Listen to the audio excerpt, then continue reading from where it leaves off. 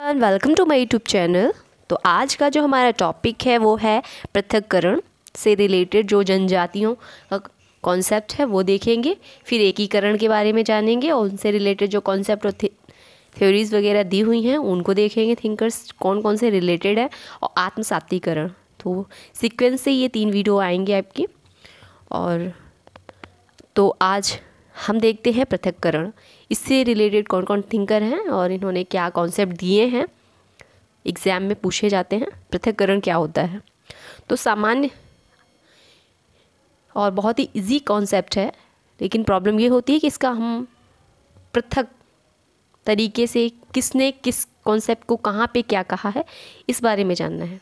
तो चलिए स्टार्ट करते हैं वीडियो। अभी तक आपने हमारा चैनल नहीं सब्सक्राइब किया तो प्लीज़ सब्सक्राइब माय चैनल, और वीडियो अच्छी लगे तो लाइक ज़रूर करें, और एनी क्वेरी एनी सजेशन तो कमेंट बॉक्स में मेंशन कर सकते हैं। यदि प्रिपरेशन कर रहे हैं NTA नेट, GIC लेक्चरर या PGT की सोशियोलॉजी से। तो चलिए स्टार्ट करते हैं। पृथक्करण, ये पृथकीकरण क्या होता है?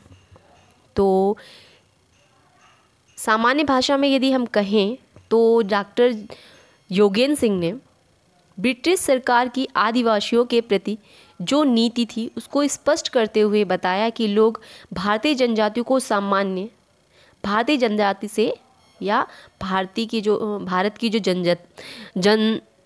जनता है और जो भारत की जनजाति है उसे अलग अलग माना है, पृथक किया है, पृथक समझते हैं। ठीक है। और इन्होंने ब्रिटिश शासन को समय समय पर आंदोलन के रूप में जो भी चीज़ें होती आई हैं, या जैसे कहें जैसे कि समाज जो है, भारत जो है जनजाति समूह और सावयी समाज से पृथक होता रहा है। देश की सामाजिक और सांस्कृतिक मुख्य जो धारा से उससे पृथक रहना चाहिए, ये योगेन सिंह का मानना है। इन्होंने कहा जो जनजाति समूह है और सावयवी समाज है उसे पृथक रह रहे हैं और उनको देश की सामाजिक और सांस्कृतिक मुख्य धारा से पृथक ही रहना चाहिए। यह जनजाति लोग भारतीय मुख्य धारा के अंग नहीं हैं, वो ऐसा मानते हैं। जो क्वेश्चन ऐसे बनते हैं एग्ज़ाम में, इसलिए मैं इसे डिटेल में बता रही हूँ। योगेन सिंह जो हैं, यदि क्वेश्चन बन जाता है कि किसने जनजाति लोगों जो जनजाति हैं लोग भारतीय मुख्य धारा के अंग नहीं हैं, कौन मानता है? तो ये योगेन सिंह मानते हैं। इस तरीके से आपको ऑप्शन में आ जाएगा। योगेन सिंह है, एल्विन है, समनर हैं या मजूमदार हैं। तो आपको इस तरीके से क्वेश्चन जब बने तो आपको इसमें से ही फाइंड आउट करने होंगे। तो आप ध्यान से सुनिएगा। और क्वेश्चन की भी सीरीज़ आएगी, और क्वेश्चन की सीरीज़ मैंने पहले वीडियो डाली थी, अब नेक्स्ट वीडियो भी लेके आऊँगी, उसकी भी कॉन्सेप्ट समझ लेते हैं। आगे देखते हैं एल्विन क्या कहते हैं। एल्विन कहते हैं, उन्होंने एक बुक भी लिखी थी, मैंने यहाँ मेंशन करना भूल गई हूँ। तो बुक थी इनकी द एबोरिजिन, लिख देती हूँ, द एबोरिजिन्स।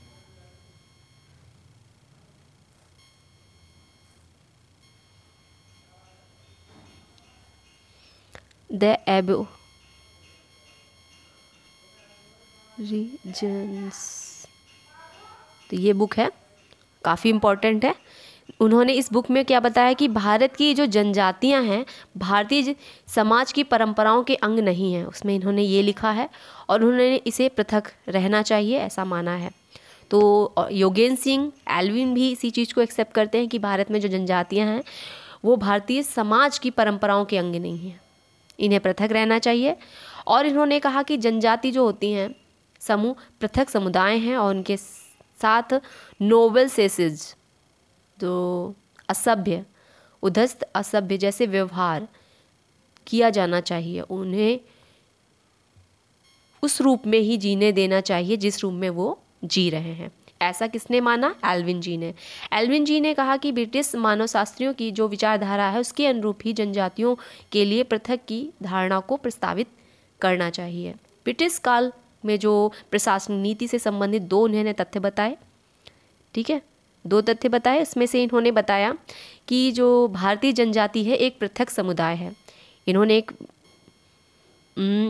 बताया कि जो जनजाति हैं भारतीय, वो एक पृथक समुदाय हैं और इसका उपनिवेशवादी, यहाँ पे थोड़ा सा मिस्टेक है, आप ध्यान से सुन लीजिएगा। उपनिवेशवादियों ने जो भारतीय समाज को उसके सावयी स्वरूप उसे प्रस्तुत नहीं किया है। जो ब्रिटिश भारतीय समाज को अलग अलग खंडों में देखते थे। तो इस तरीके से इन्होंने एल्विन ने बताया। और एल्विन की एक और पुस्तक है जो है लॉन्स ऑफ नर्व। इन्होंने ये बुक लिखी है जिसमें इन्होंने जनजातियों की जीवन पद्धति और संस्थाओं में बदलाव आता है उसके बारे में बताया, उनके दुख के बारे में बताया है कि उन्हें ये समूह दुखी भी हो जाते हैं, इसका मतलब ये खुश भी रहते हैं, दुखी भी होते हैं। इस आधार पर एल्विन ने जनजातियों को गैर जनजातीय समाज से पृथक रखने का सुझाव दिया है।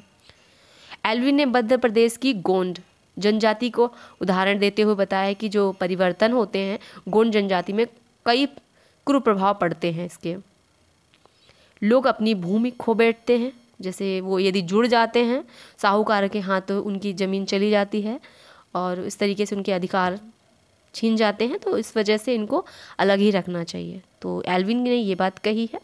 अगले देखते हैं हमारे थिंकर हैं। और ये भी बता दें ये 1939 में राष्ट्रीय उद्यान की स्थापना की।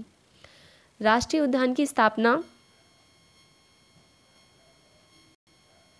एल्विन जी ने ही की। एल्विन जी ने जनजातियों को गिरी हुई अवस्था से बहुत दुखी थे, इस कारण उन्होंने गैर जनजातीय समूह से पृथक रखना चाहते थे और इसके परिणाम से उन्होंने ये जो राष्ट्रीय उपवन, राष्ट्रीय उपवन है, ये उपवन कहें उद्यान कहें, उपवन की स्थापना की इन्होंने एल्विन जी ने। ठीक है, और इन्होंने जो क्षेत्र के बारे में बताया उसे भी स्पष्ट कर लेते हैं।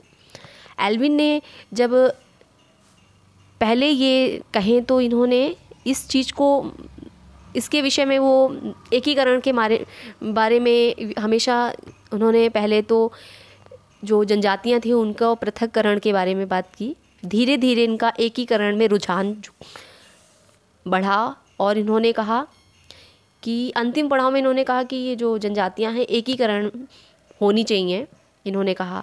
तो जीएस घुरिये ने अपनी एक पुस्तक लिखी थी the Aborigines so called and their future. इसमें इन्होंने पृथकतावादी सिद्धांत की कड़ी आलोचना की उनके।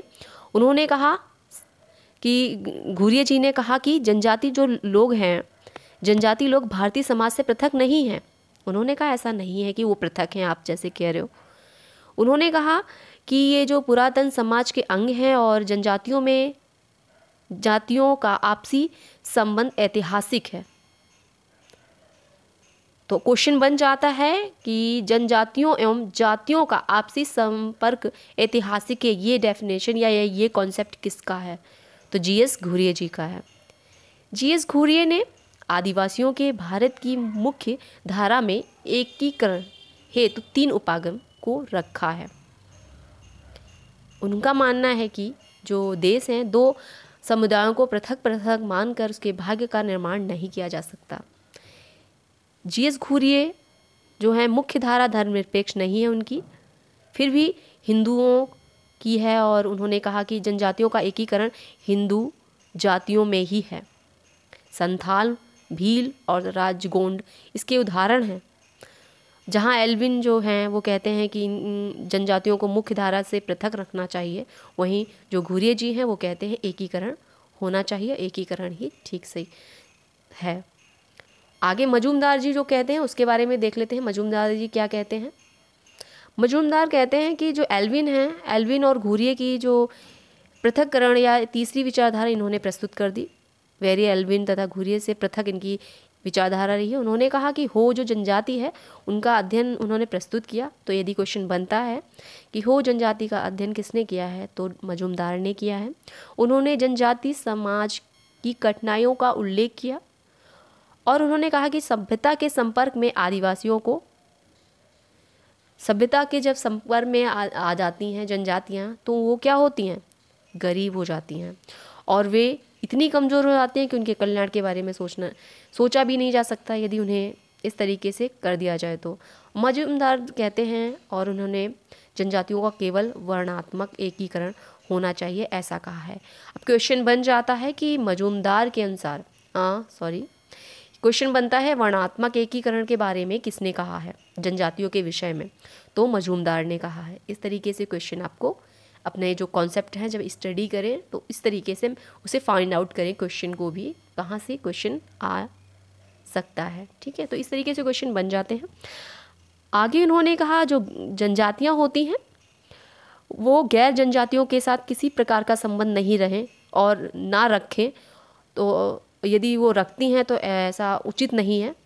गैर जनजातीय लोग या सभ्य समाज में कुछ ऐसे लक्षण या विशेषताएं होती हैं जिसके कारण उन्हें लाभ तो होता है, और जनजातीय समाज में परिवर्तन के इस दौर में जो गैर जनजातीय लोग उसके लक्षणों का अपनाना चाहिए, उसको लाभप्रद होना चाहिए। ऐसे में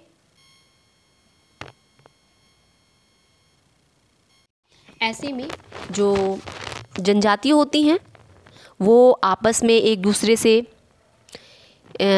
दूसरे को हस्तांतरित करती हैं, संस्कृति को, सामाजिक अस्तित्व को बनाए रखना चाहती हैं और उसे लाभ भी मिलता है। तो इस तरीके से मजूमदार ने वर्णात्मक एकीकरण के बारे में बताया है। ठीक है, और भी थिंकर हैं काफ़ी सारे, उनके बारे में थोड़ा सा मैं यहाँ पे बताना चाहूँगी। जैसे आर्गमन निम्कॉफ हैं, ग्रीन और गिलीन है। गिलीन और गिलीन ने एकीकरण के बारे में, एकीकरण एक संगठनात्मक प्रक्रिया है, सामाजिक संरचना और प्रकारों के सुचारू रूप से संचालन के लिए यह आवश्यक भी है और सामाजिक व्यवस्था की विभिन्न इकाइयों में एकीकरण हो। एकीकरण के अभाव में समाज व्यवस्था में तनाव बढ़ जाता है, इसके प्रभाव में शिथिलता आ जाती है, एकता में कमी होती है और समाज में अव्यवस्था और विघटन जन्म लेने लगते हैं। ऐसी प्रक्रिया के रूप में जो एकीकरण है समाज में समूह की दृढ़ता एवं व्यवस्था को बनाए रखने में सहायक होती है। ठीक है, और ग्लीन की भी परिभाषा देख लेते हैं, उन्होंने क्या कहा है एकीकरण के विषय में। तो एकीकरण के विषय में इन्होंने कहा कि जो एकीकरण है तात्पर्य समरूपता से है वह संगठन से है। तो ग्लीन का जो कॉन्सेप्ट है वो संगठन पर आधारित है। उन्होंने लक्ष्यों की प्राप्ति के लिए एक समाज की विभिन्नता जो होती है, विभिन्न इकाइयाँ, उसकी भावना जैसे मनोवृत्तियों व्यवहारों में संगठन उत्पन्न होते हैं, वही एकीकरण है। ठीक है, इन्होंने ये मन के जो भाव हैं, मनोवृत्तियाँ, जो व्यवहार है, उनको इन्होंने संगठन बताया और संगठन एकीकरण का प्रस्तुत वर्णन है, एक समरूप है। ठीक है, आगे आर्गमन और निम्कॉफ की डेफिनेशन ये है कि उन्होंने कहा कि पृथक अंगीकरण, जो पृथक अंगों को मिलाकर एक इकाई निर्मित की जाती है, इस प्रक्रिया को एकीकरण कहते हैं। इन्होंने क्या कहा है, अंगों को मिलाकर एकांकी जो एक इकाई निर्मित होती है उस प्रक्रिया को क्या कहते हैं, एकीकरण। ठीक है, तो इस तरीके से आर्गमन और निम्कॉफ ने इसकी डेफिनेशन दी है। आई होप आपको ये डेफिनेशन और कॉन्सेप्ट समझ में आए होंगे। नेक्स्ट वीडियो में मैं आपको आत्मसातीकरण और जो कॉन्सेप्ट हमारा है उसे हम देखेंगे। एकीकरण, पृथक्करण और एकीकरण के बारे में हमने जाना। नेक्स्ट वीडियो में आत्मसातीकरण की जो डेफिनेशन है उसे देखेंगे। और वीडियो अच्छी लगी हो तो लाइक ज़रूर करें और चैनल से जुड़ने के लिए चैनल को सब्सक्राइब कर लें। नेक्स्ट वीडियो में फिर मिलते हैं। Thanks for watch.